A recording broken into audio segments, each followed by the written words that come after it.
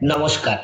নতুন বার্ধক্য ভাতার জন্য যারা অনলাইন কিংবা অফলাইনে আবেদন করেছেন, এখন আপনাদের আবেদনের স্ট্যাটাস বর্তমান কি অবস্থায় রয়েছে, আপনাদের আবেদন অ্যাপ্রুভ হয়েছে নাকি পেন্ডিং অবস্থায় রয়েছে নাকি রিজেক্ট হয়েছে, তা এখন আপনারা নিজেরাই অনলাইনের মাধ্যমে চেক করতে পারবেন।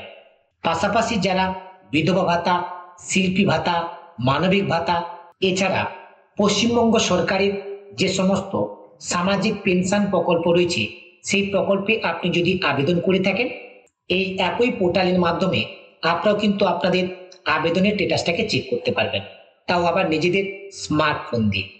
কিভাবে চেক করবেন, আজকের এই ভিডিওর মাধ্যমে আপনাদেরকে সেই প্রসেসটি দেখিয়ে দেব।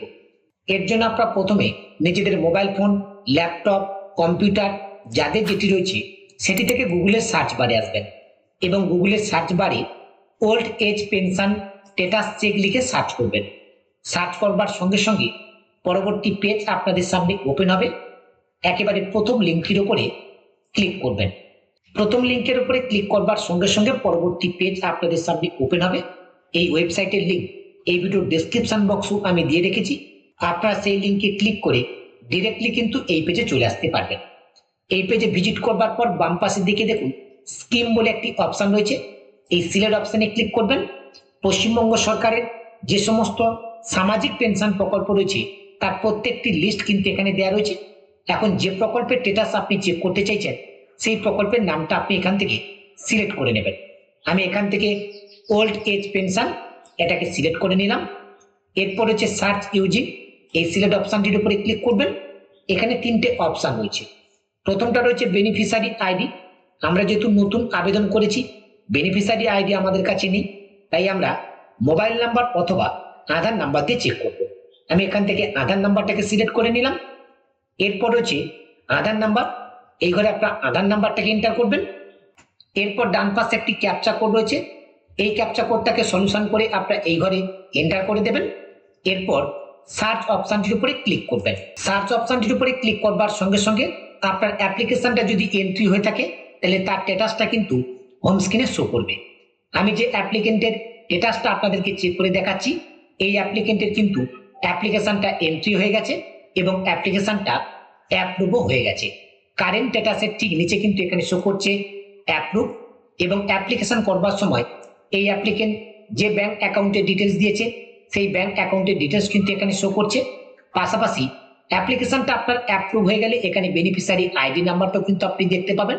ঠিক এর ডান পাশের দিকে দেখুন পেমেন্ট স্ট্যাটাস বলে একটি অপশন রয়েছে। এখন এই অ্যাপ্লিকেন্টের কোনো পেমেন্ট এই ব্যাংক অ্যাকাউন্টে এসেছে কিনা সেটাও কিন্তু আপনারা অনলাইনের মাধ্যমে চেক করতে পারবেন। এর জন্য ঠিক এর নিচে যে ভিউ অপশনটি রয়েছে, এই ভিউ অপশনটির উপরে আপনারা ক্লিক করবেন।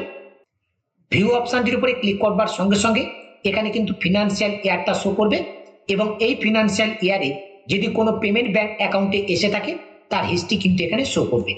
আমার এই অ্যাপ্লিকেন্টের কিন্তু পেমেন্টের হিস্ট্রি এখানে শো করছে। অলরেডি এনার ব্যাংক অ্যাকাউন্টে দুটো পেমেন্ট কিন্তু রিসিভ হয়েছে, একটা পেমেন্ট এখন আন্ডার প্রসেসে রয়েছে।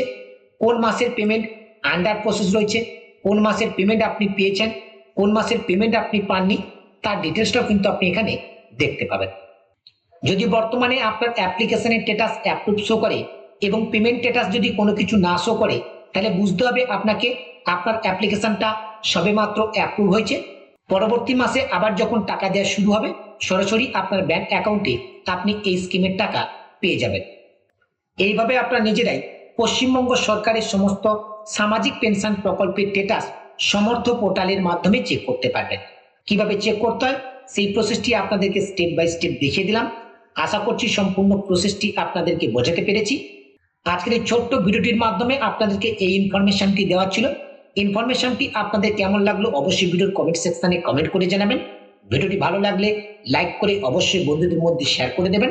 পাশাপাশি আপনাদের সকলকে জানিয়ে রাখি, অনলাইন রিলেটেড সমস্ত রকমের কাজ আমি কিন্তু অনলাইনের মাধ্যমে করে থাকি। আপনাদের যদি কোনো কাজ নির্ভুলভাবে আমার থেকে করানোর প্রয়োজন বোধ বলে মনে হয়, আপনারা কিন্তু সরাসরি আমার সঙ্গে যোগাযোগ করতে পারেন। আমার সঙ্গে যোগাযোগ করবার জন্য এই ভিডিও ডিসক্রিপশন বক্সে আমার হোয়াটসঅ্যাপ এবং টেলিগ্রাম গ্রুপের লিঙ্ক আপনারা পেয়ে যাবেন। এখনকার মতো ভিডিওর আপডেটটি এখানে শেষ করছি। দেখা হচ্ছে পরবর্তী ভিডিওতে নতুন একটি ইনফরমেটিভ ভিডিও নিয়ে। সেই ভিডিওটির আপডেট সবার আগে পেতে রিচার্জ দৃষ্টি ইউটিউব চ্যানেলটিকে সাবস্ক্রাইব করে পাশে থাকা নোটিফিকেশনটা অন করে রাখবেন। সকলে ভালো থাকবেন, সুস্থ থাকবেন। ধন্যবাদ।